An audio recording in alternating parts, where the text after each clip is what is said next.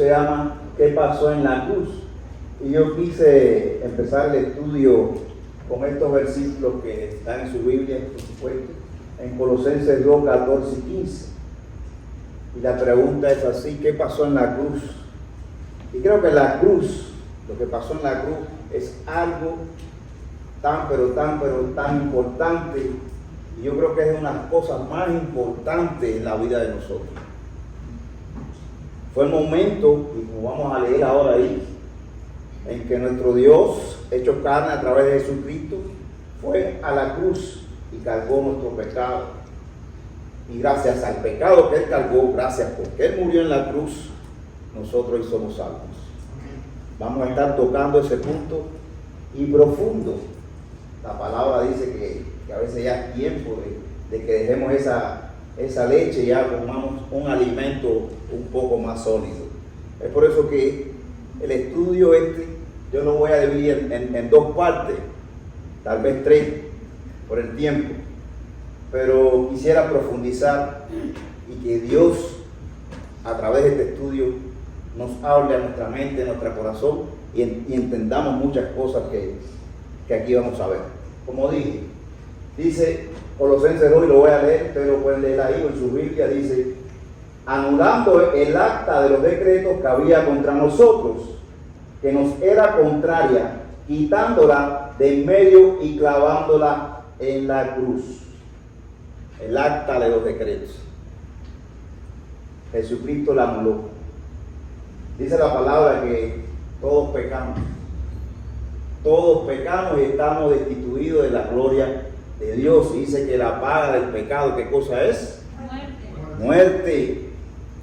Separación de Dios, se refiere a la separación de Dios, es muerte. Y era lo que pendía de nuestras cabezas cuando estábamos en el mundo y no teníamos a Cristo. Ese era el acta de condenación, muerte eterna, separación total de Dios. Dice que Jesucristo en la cruz la anuló.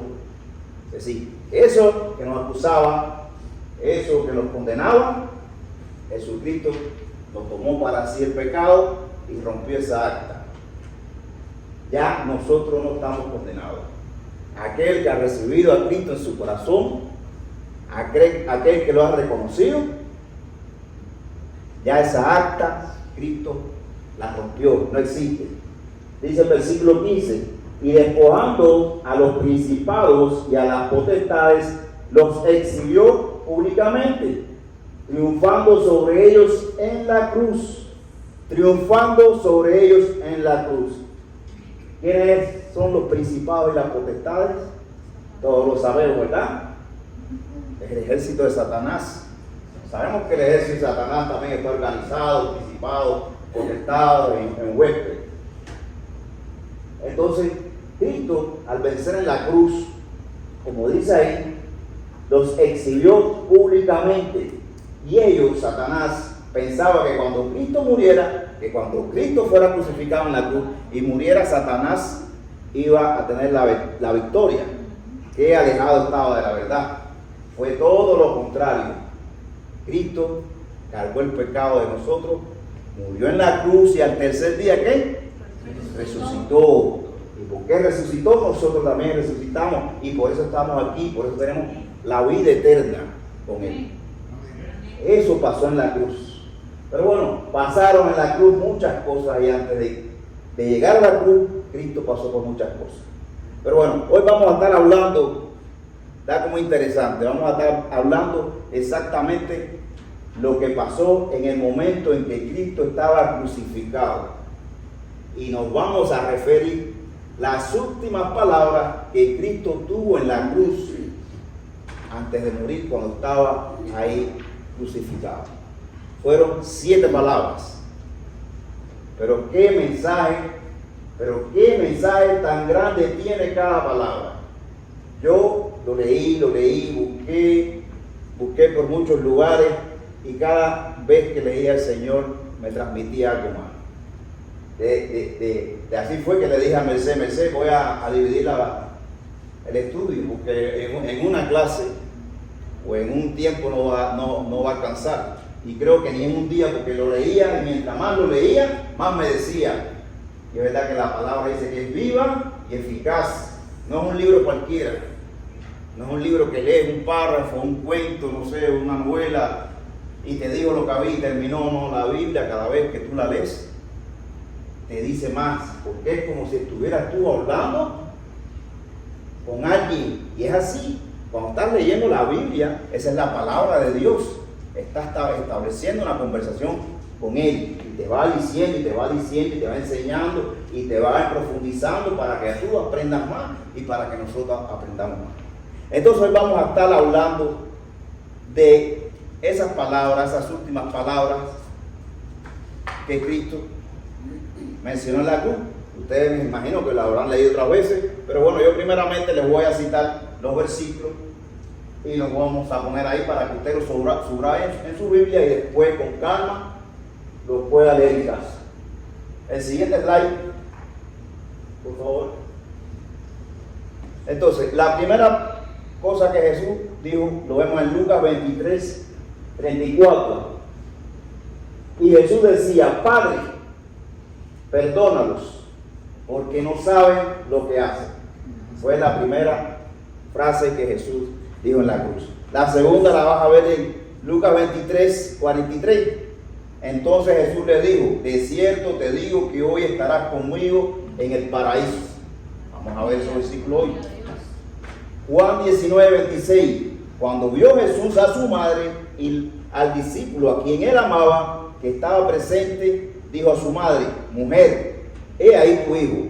Después dijo al discípulo: he ahí tu madre. Y desde aquella hora el discípulo la recibió en su casa. La siguiente frase está en Mateo 27, 46. Cerca de la hora novena, Jesús clamó a gran voz diciendo: Elí, Elí, lama sabactani. Esto es: Dios mío, ¿por qué me has desamparado? Vamos a ver. La siguiente frase fue en Juan 19, 28. Después de esto, sabiendo Jesús que ya todo estaba consumado, dijo para que la escritura se cumpliese: tengo sed. En Juan 19, 30, cuando Jesús hubo tomado el vinagre, dijo: consumado es. Y habiendo inclinado la cabeza, entregó el espíritu.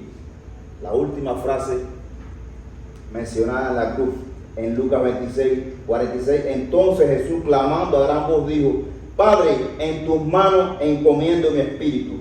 Y habiendo dicho esto, expiró. Estas fueron las últimas 7 frases que Jesús dijo en la cruz. Yo las subrayé de azul, en la propia voz de Jesús, para que lo tengan. Márquenla en su Biblia. Entonces, como dije, el estudio lo vamos a dividir posiblemente en 2. Hoy vamos a tocar las primeras 3 frases. Y vamos a empezar para andar rápido y no se nos vaya el tiempo. Vamos a Lucas 23, 34. Ténganlo en su Biblia. Y decía: Padre, perdónalos, porque no saben lo que hacen. En este punto, el siguiente slide, por favor. Dice: Padre, perdónalos, porque no saben lo que hacen. Yo cada frase esta la dividí y traté de hacer un resumen, por supuesto, guiándome por el Espíritu Santo y por la palabra al frente, tratando de buscar y escudriñar. Traté de hacerlo lo más entendible y fácil de explicarme para mí, porque a veces es difícil. Entonces, Padre, perdónalos porque no saben lo que hacen. Ahí saqué 2 puntos fundamentales. ¿Qué nos hablan esos versículos? Hay 3, pero yo voy a tocar 2. ¿Sobre qué nos habla este versículo? ¿Qué nos quiere Dios transmitir?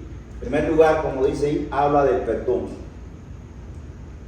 En segundo lugar, plan de Dios con nosotros. Y ahí vamos a ese punto.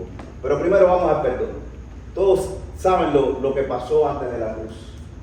Todos saben cómo el pueblo de Israel de pronto recibió a Jesucristo a Jerusalén, de la forma que él entró en el burrito, todas las cosas que pasaron, los días que él estuvo enseñando, pero de pronto lo acusaron, y no le voy a hacer la historia larga, todo el mundo sabe que fue ahí ante Pilato y fue condenado, fue maltratado, fue escupido, fue con látigos, los látigos tenían aquellos, los látigos con los que le pegaban el azote, dice que tenían como unos clavos en las puntas así, que eso que cada vez que le daban y le retiraban, era como que la piel se la iban desgarrando.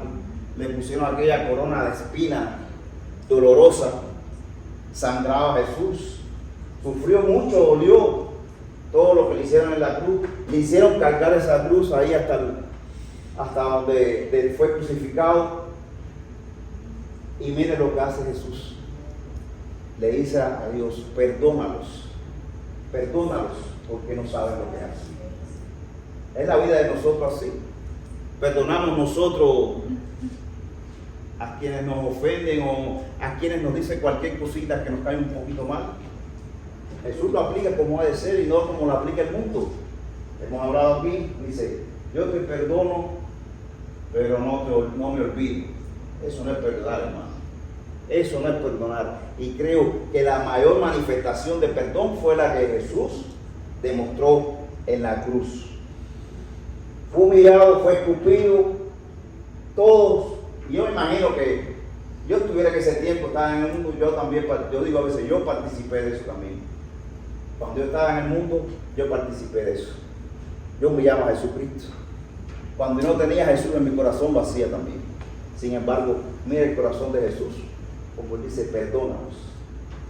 Eso nos da una enseñanza bien grande y es algo importante que Dios quiere que nosotros tengamos en nuestro corazón: el perdón. Que sepamos perdonar, pero con un perdón genuino de verdad. En la palabra vamos a ver una cosa y vamos a leer este versículo que está en Mateo 6, 14, 15. Mateo 6, 14, 15. Búsquenlo en su Biblia para que lo marquen ahí a ver lo que dice. Si alguien me lo puede leer. ¿Qué es lo que nos dice el Señor aquí? Y presten atención. ¿Alguien lo tiene? Dice: pues si perdonáis a los hombres sus transgresiones, también vuestro Padre Celestial os perdonará a vosotros. Pero si no perdonáis a los hombres, tampoco vuestro Padre perdonará vuestras transgresiones. Si no perdonamos, ¿qué pasa? ¿Qué nos dice Dios ahí? Repite lo último que dijiste. Dice: pero si no perdonáis a los hombres, tampoco vuestro Padre perdonará vuestras transgresiones. ¿Ven qué importante es el perdón? Marque ese versículo ahí, y cuando tenga algún problema, y si tiene algún problema con alguien en este momento y le guarda algún tipo de rencilla, piense en este versículo que Dios mismo te lo está diciendo. Y vean lo importante que es el perdón en la vida de un creyente. Y es una de las palabras que Jesús dijo ahí en la cruz. Y fíjate qué profundo es. Vamos al segundo, para no extenderme un poquito más. El segundo punto que puse, no han cambiado, cambia el otro, para que ellos vean los puntos, ¿no? Bueno, el segundo punto habla plan de Dios con nosotros. Y te vas a preguntar ahí, ¿cómo un plan de Dios ahí en la cruz? ¿Qué tiene que ver nuestra vida ahora en el plan de Dios y cómo Él lo hizo posible en la cruz? Pero escuchen la palabra y vamos a meternos más profundo. Dice: perdónalos, ¿por qué? Porque no saben lo que hacen. ¿Quién no sabía lo que hacían? El pueblo de Israel que estaba ahí no sabía lo que hacía. Se refiere al pueblo de Israel. Dice que a los suyos vino, y los suyos ¿qué? Lo rechazaron, ¿verdad? Recuerden cómo el pueblo de Israel esperaba al Mesías. Lo dibujaban como un rey poderoso que iba en un caballo blanco, con armas, con ejército, y sin embargo vino todo lo contrario. Pero Jesús, el tiempo que estuvo aquí con ellos, hizo cosas maravillosas. Ahí están todos los testimonios de las cosas que Jesucristo hizo. Se declaró a sí mismo como el Hijo de Dios. Y lo seguían, y muchos lo seguían. No por gusto lo seguían. Pero en el momento que va a la cruz, el pueblo rechazó. Recuerden, era la fiesta que se iba a celebrar y estaba Jesucristo al lado de Barrabás. ¿Recuerdan? Aquel bandido, aquel Y lo pusieron al pueblo de Israel a escoger a quién iban a liberar. Y fíjate a cuánto llegó la frustración del pueblo de Israel, que prefirió liberar a Barrabás y crucificar a su Mesías. Ellos conocían las escrituras. Ya Isaías lo había profetizado, dónde iba a nacer, de dónde iba a venir, todas esas cosas. Sin embargo, el pueblo de Israel lo rechazó.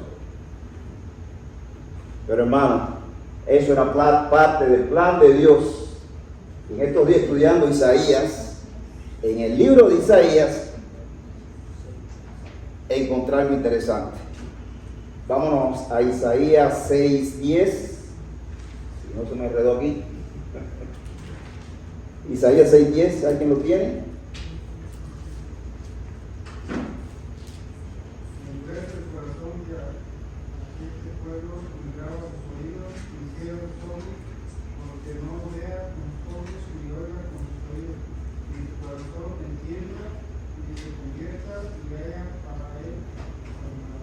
Dice, engruesa el corazón de este pueblo. Engruesa el corazón de este pueblo. ¿Recuerdan esa frase ya más o menos así?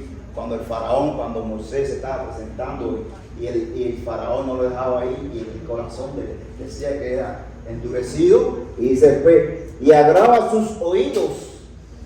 Dice, y ciega sus ojos para que no vean con sus ojos, ni oigan con sus oídos, ni su corazón entienda. Eso se lo estaba diciendo Isaías al pueblo de Israel.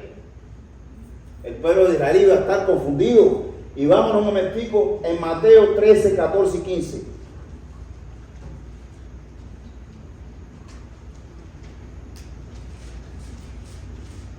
¿Alguien lo tiene?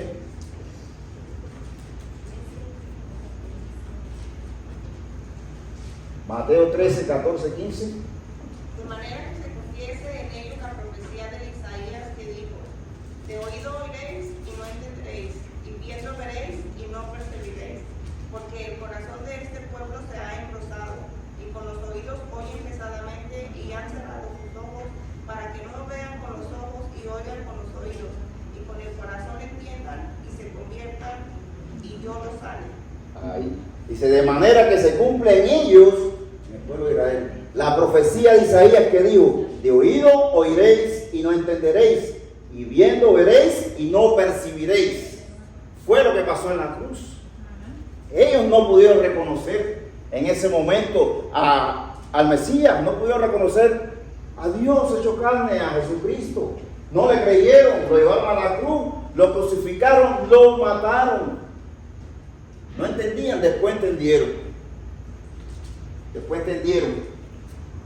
Ahora, vamos a ver qué tiene eso que ver con nosotros. ¿Sabías que cuando el pueblo de Israel, el corazón le fue endurecido y no reconocieron a Jesucristo? Eso abrió una puerta para aquí, para nosotros. Nos abrió una puerta a la salvación. Y lo dice la palabra. Y vamos a buscar ahí en Romanos 11, 25. Porque no quiero, hermanos, que ignoréis este misterio, para que no seáis arrogantes en cuanto a vosotros mismos, que ha acontecido en Israel endurecimiento en parte, hasta que haya entrado la plenitud de los gentiles. Escuche, porque no quiero, hermanos, que ignoréis este misterio, para que no seáis arrogantes en cuanto a vosotros mismos, que ha acontecido en Israel endurecimiento en parte, hasta que haya entrado la plenitud de ¿quién? ¿La plenitud de quién dice? De los gentiles. ¿Quiénes son los gentiles? Nosotros. Son todos los que no eran del pueblo de Israel. Escuchen, se lo voy a leer la última parte. Dice, hasta que haya entrado la plenitud de los gentiles, el pueblo de Israel. Todo el mundo sabe. Vamos a ver en un juego de deporte, en el fútbol, hay jugadores que están jugando en su tiempo, pero hay otros jugadores que están en la banca, que están sentados. No sé cómo le llaman así, pero son jugadores que están en la banca. En este tiempo, en este momento, los jugadores que están jugando somos nosotros, los gentiles. El pueblo de Israel está ¿qué? En la banca. Después van a ver ahí ustedes, yo les recomiendo que vean Romanos, no lo vamos a, eso sería otro asunto. En Romanos, ven qué es lo que va a pasar con el pueblo de Israel. Dios todavía no ha terminado con Israel. Dios tiene un plan para el pueblo de Israel. El pueblo de Israel fue endurecido en su corazón para que los gentiles tuvieran la oportunidad de entrar y de recibir la salvación. ¿Por qué? Por medio de la fe.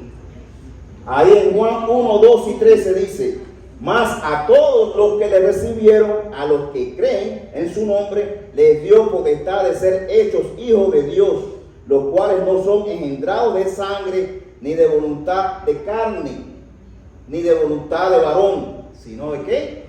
De Dios. Nosotros, la carne, la sangre, nosotros no tiene que ver con el pueblo de Israel, tiene que ver con Dios, tiene que ver con la fe. Les recibimos por fe. Es decir, que podemos resumir ahí: el pueblo de Israel rechazó a Jesús. Esto permitió que se abrieran las puertas de la salvación para todo gentil, para todo aquella persona que reciba a Jesús a través de ¿qué? De la fe.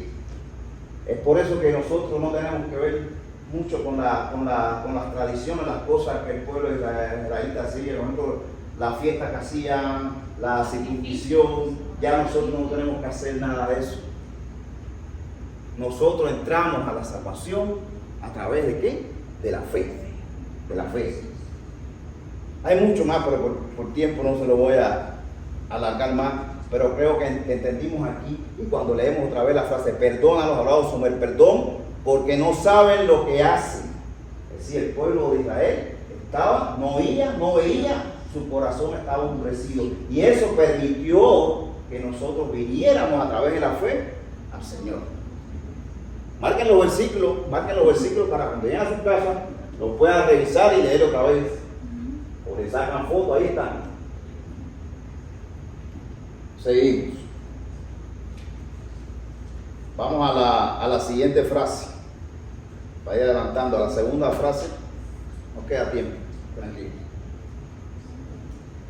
En Lucas 23, 43 dice: de cierto te digo que hoy estarás conmigo en el paraíso. Vamos a Lucas 23, busquen su Biblia. Lucas 23, 43. ¿Por qué? Porque vamos a leer más o menos para que, ya yo sé que ustedes lo saben, que ya lo han leído, pero para que tengan idea de lo que hablamos aquí. Ahí cuando ¿a quién le está diciendo Jesucristo esto? ¿Sí saben, verdad? Es decir, que Jesucristo estaba en la cruz y tenía un ladrón, un bandido, un ladrón, alguien que estaba siendo también castigado, o dos personas que eran ladrones, eran delincuentes que estaban al lado de él. Y miren la conversación que surge ahí. Dice: y uno de los malhechores que estaban colgados le injuriaba diciendo: si tú eres el Cristo, sálvate a ti mismo y a nosotros. Uno de los ladrones decía así. Dice: respondiendo el otro, ahora miren la diferencia, respondiendo al otro le reprendió diciendo: ¿ni aún temes tú a Dios, estando en la misma condenación? Nosotros a la verdad justamente padecemos, porque recibimos lo que merecieron nuestros hechos, mas este ningún mal hizo. Se refería a Jesucristo. Y dijo a Jesús: acuérdate de mí cuando vengas en tu reino. Entonces Jesús le dijo: de cierto te digo que hoy estarás conmigo. ¿Dónde? En el paraíso. Hoy, mañana. Dice que de aquí a algún tiempo, no dice hoy, en ese mismo instante, en ese mismo día, Él va a estar ahí. Entonces ahí vamos a hablar de dos cosas. Yo saqué 2 puntos, había otros puntos también, pero saqué 2 puntos importantes. Primeramente, la salvación. Y después vamos a hablar del alma y el cuerpo. Son cosas que hoy en día se distorsiona mucho. Y los falsos maestros han tergiversado muchas iglesias con el segundo punto. La salvación. Ahí se aclaran muchas cosas. Lean los versículos, búsquenlo ahí, lo van leyendo, pero aquí se aclaran este punto muchas cosas y yo las voy a decir más rápido. Por supuesto, el ladrón que dijo esto, y Jesús le dijo, va a estar conmigo en el paraíso. Este fue perdonado, este fue salvo. Ese ya no era condenado, ya no iba a estar muerto, ya no iba a estar separado de Dios, al contrario. ¿Qué hizo él para recibir la salvación? Él no podía hacer nada, físicamente me refiero. Él estaba crucificado en la cruz. ¿Y qué fue lo único que lo salvó? Primeramente se reconoció él mismo como un pecador. Él se reconoció como un pecador. Él se arrepintió de su pecado. Y lo otro que hizo, ¿qué fue? Reconoció a Jesucristo como el Dios verdadero. Lo reconoció. Fíjate, te voy a leer. Respondiendo el otro, le reprendió diciendo, ¿ni aún temes tú a Dios? ¿Lo reconoció o no lo reconoció como Dios? Sí. Ni aún temes tú a Dios, estando en la misma condenación. Dice, nosotros a la verdad justamente padecemos porque recibimos lo que merecen nuestros hechos, mas este ningún mal hizo. Él reconoce su pecado. Él reconoce su pecado y después dice, acuérdate de mí cuando vengas en tu reino. Me arrepiento. Eso es arrepentimiento de él. Y son las cosas que nosotros hoy tenemos que saber qué es lo que da la salvación. Que no es por obra. No es por obra porque él no hizo nada. Muchos por ahí dicen que hay que hacer esto, que hay que hacer lo otro, que para ser salvo hay que ser, bueno, conocen las historias. Pero sabemos que no es así. Y la palabra de Dios nos lo afirma así. La salvación no es por obras. La salvación no es por obras. Y la vamos a ver aquí. ¿Alguien me busca Romanos 10, 8, 11? Mas, ¿qué dice? Cerca de ti está la palabra, en tu boca y en tu corazón. Esta es la palabra de fe que predicamos. Que si confesares con tu boca que Jesús es el Señor y creyeras en tu corazón que Dios le levantó de los muertos, serás salvo. Porque Amén. con el corazón se cree para justicia, pero con la boca se confiesa para salvación. Pues la escritura dice, todo aquel que en él creyere no será avergonzado. Amén. Eso es lo que se necesita para salvación. Simplemente confesar, vernos como pecador y entender que dice que el pecado nos separa de Dios, que dice que la paga del pecado es muerte, pero la vida eterna es en Cristo Jesús. Y es por gracia, no es por obra, no podemos hacer nada. El pueblo de Israel en el Antiguo Testamento tenían la ley, y la ley nadie la podía cumplir. Nosotros estamos en el nuevo pacto. Nosotros simplemente le confesamos a Dios nuestros pecados, nuestro arrepentimiento, y confesamos con la boca que eres el Hijo de Dios, que es Jesucristo, que resucitó al tercer día, y junto con él nosotros también. ¿Por qué? Vayan a Efesios 2, 8, 9, y sé que lo tiene alguno ahí. Amén.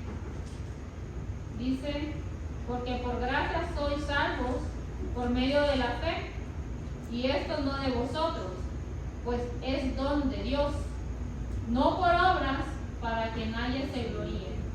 Es un don de Dios. Es un don de Dios. Y esto desmiente todo lo que dicen por ahí que la salvación se pierde. La salvación no se pierde porque no es por obra. Nosotros no hicimos nada por ella.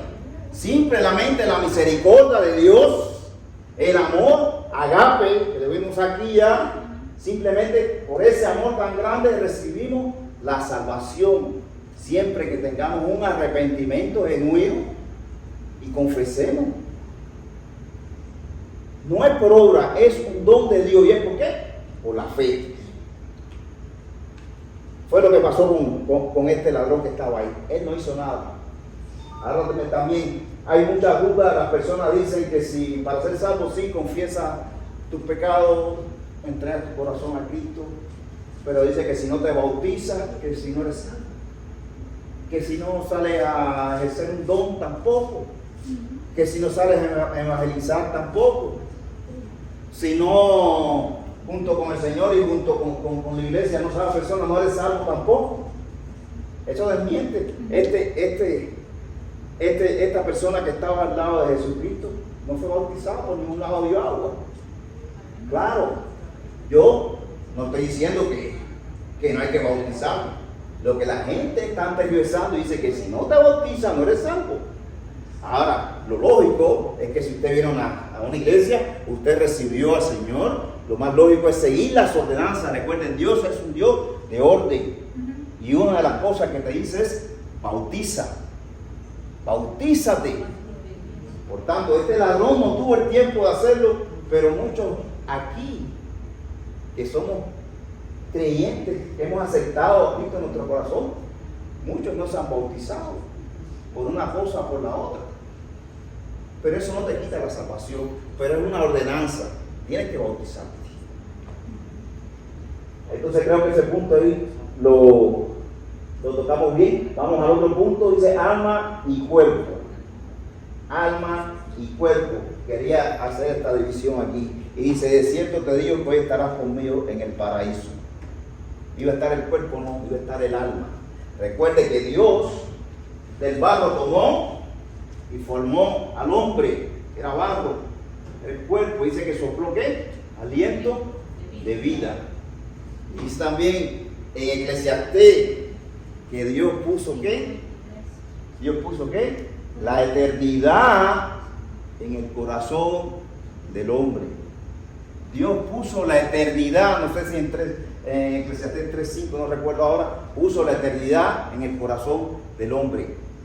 Es decir que el hombre es eterno. Se refiere al alma. El alma es eterna. ¿Qué pasa?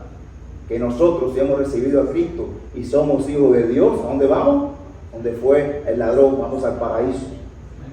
Pero quien no recibió a Cristo y no lo tiene en el corazón, murió y terminó la vida. No terminó.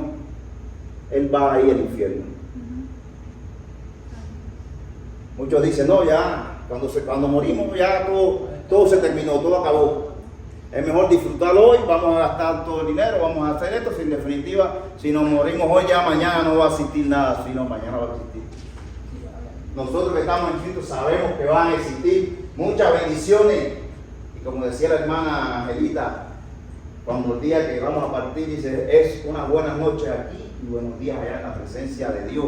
Ya nosotros, quienes tienen a Cristo en su corazón, sabemos dónde vamos a estar por la eternidad. Dijimos ahorita que la salvación no se pierde. Pero aquel que no la ha recibido va a ir al lago de fuego. Entonces, ¿por qué hice esto de separar el alma y el cuerpo? Porque muchas personas dicen que cuando uno muere pasa un tiempo a un lugar determinado ahí puede estar vagando un tiempo hasta que pase esto, pase lo otro, que muchos se quedan flotando y todo el mundo conoce las películas estas de fantasmas y cosas así. Eso no existe. ¿Recuerdan la historia aquella de Lázaro, el rico y Lázaro? Cuando se murieron, ¿dónde fue? Fue al paraíso. ¿Y el rico dónde fue? Al infierno. Y había algo que lo dividía, que no dejaba comunicarse. ¿Ok? Entonces yo quería tocar los versículos ahí en 2 Corintios 5:8. Estoy seguro que hay que no tiene para no demorarnos. Pero cobramos ánimo y preferimos más bien estar ausentes del cuerpo y habitar con el Señor. Sí, la palabra, ahí ese es Pablo hablando. La palabra nos enseña, Dios nos dice que, y muchas veces nos habla del cuerpo y habla del espíritu, y todo el mundo sabe las obras de la carne y las obras del espíritu. La carne es el cuerpo, este cuerpo corruptible. Cuando nosotros morimos, sí, como dice la palabra, este cuerpo, ¿dónde va?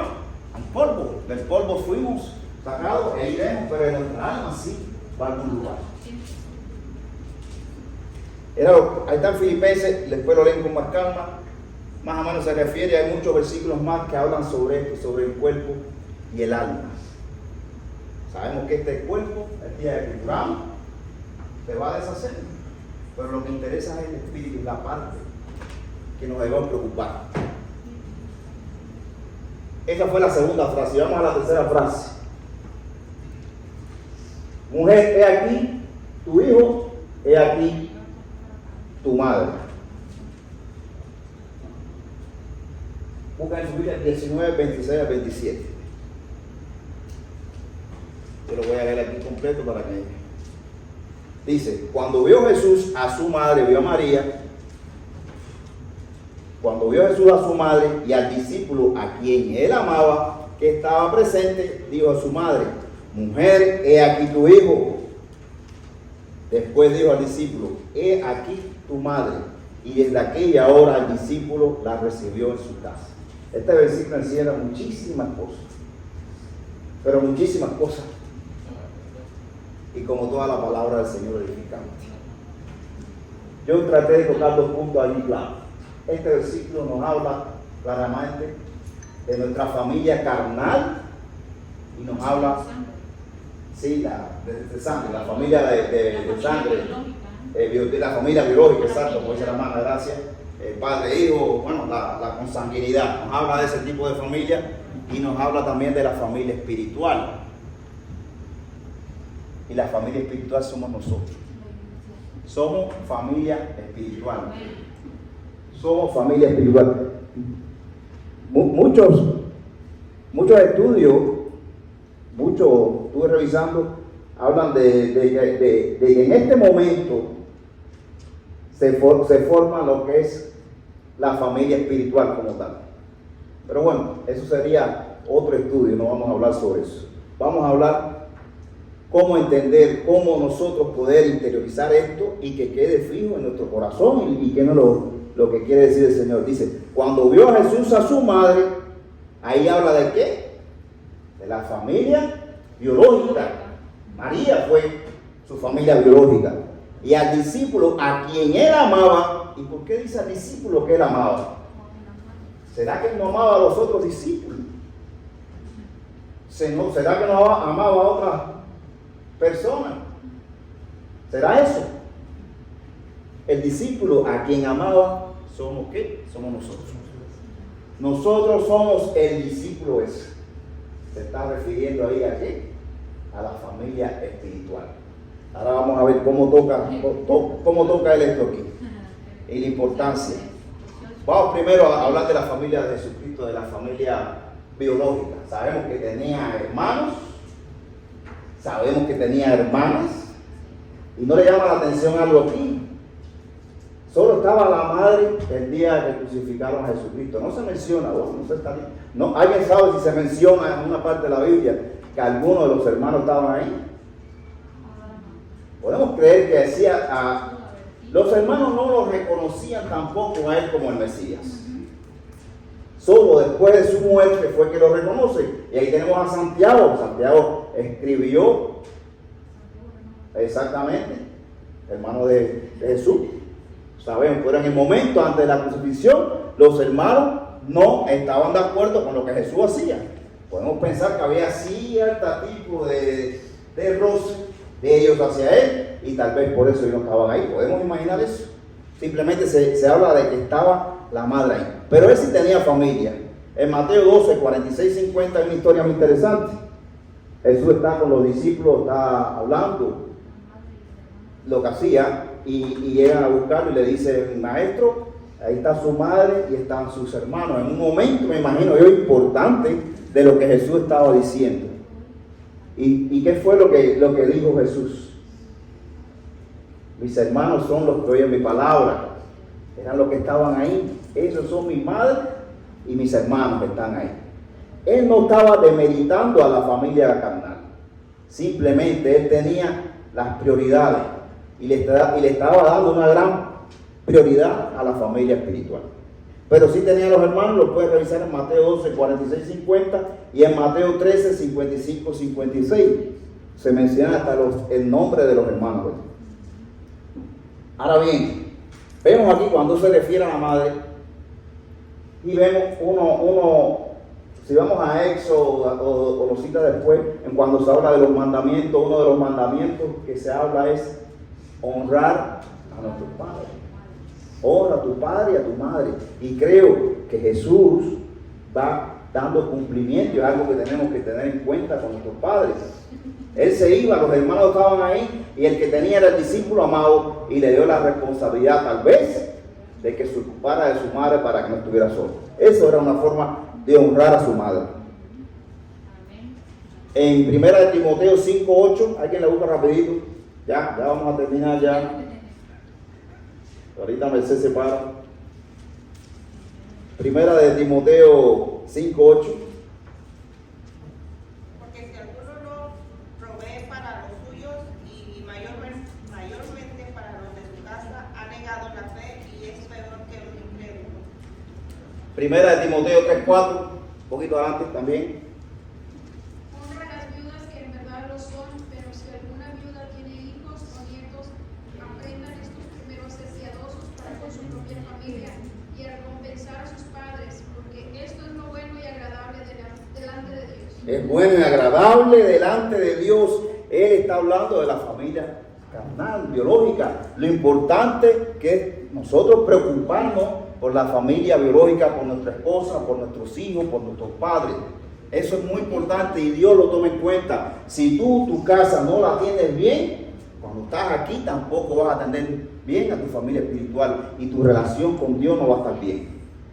Fíjate lo importante que hay ahí. Ahora vamos a la familia espiritual. La familia espiritual se refiere cuando él dice aquí y se habla al discípulo, como dije ahorita, al discípulo amado. Después digo al discípulo, he aquí tu madre. Él era la madre, no, por supuesto. Ella, María, no era la madre de Juan. Sí, pero él le dice, ahí está tu madre, está hablando de un lazo. A partir de ahí, he aquí tu madre. Él está hablando de un lazo que se va a formar entre dos personas que no son parientes biológicamente. Por eso es que ahí se habla del lazo de la familia espiritual. Se está hablando ahí. Y la importancia que es atender a la familia espiritual. Y vamos a Gálatas 6:10. Así que, según tengamos oportunidad, hagamos bien a todos y mayormente a los de la familia de la fe. Según tengamos oportunidad, hagámosles bien a todos. Nosotros tenemos que hacerle bien a todos, a los que están afuera, a los que no tienen de Cristo, a los que tenemos que llevarle la palabra, pero a los de aquí también. Si yo me estoy preocupando por el amigo mío que no es creyente, ni tan siquiera le llevo la palabra y con ese soy yo el que salgo, que esto, que lo otro, y yo le doy la espalda a mi familia espiritual, eso no está bien delante de Dios. Eso no está bien delante de Dios. Nosotros somos una familia espiritual. Todos los creyentes, métaselo así en la cabeza, sí, todos somos familia espiritual. Sí, tenemos familia biológica, pero somos la familia espiritual. Y nos tenemos que amar como tal. En 1 Timoteo 5, 1, 2. No reprendas al anciano, sino exhórtale como a un padre, a los más jóvenes como a hermanos, a las ancianas como a madres, a las jovencitas como a hermanas con toda pureza. Fíjate qué versículo tan... Yo lo voy a leer porque a mí me encantó ese versículo. Dice, no reprendas al anciano, sino exhórtale como ¿qué? Como a padre. A los más jóvenes, ¿como qué? Como hermanos. A las ancianas, ¿como qué? Como a madres. A las jovencitas, ¿como qué? Hermanas. Con toda pureza. Se está refiriendo al amor que debe existir entre la familia espiritual, entre los hermanos aquí. No crea porque tienes un hermano y tienes una familia biológica, es más importante que la familia espiritual. En ningún momento Jesús está echando la familia biológica por debajo, no, son al unísono, sí, están una al lado de la otra. Y el amor que yo tengo por mis hijos son los amores que le tengo por la hija de la hermana, por los hijos de los hermanos aquí. El amor que le tengo a mis padres es el amor que les tengo a los padres aquí, a las personas mayores que tenemos en la congregación. Y los trato y debemos tratarlos todos nosotros, porque la palabra del Señor nos dice como si fueran nuestros padres. Es así. Bueno, ya se fue el tiempo. Hablamos de las tres primeras frases. Es decir, que esta es la primera parte del estudio.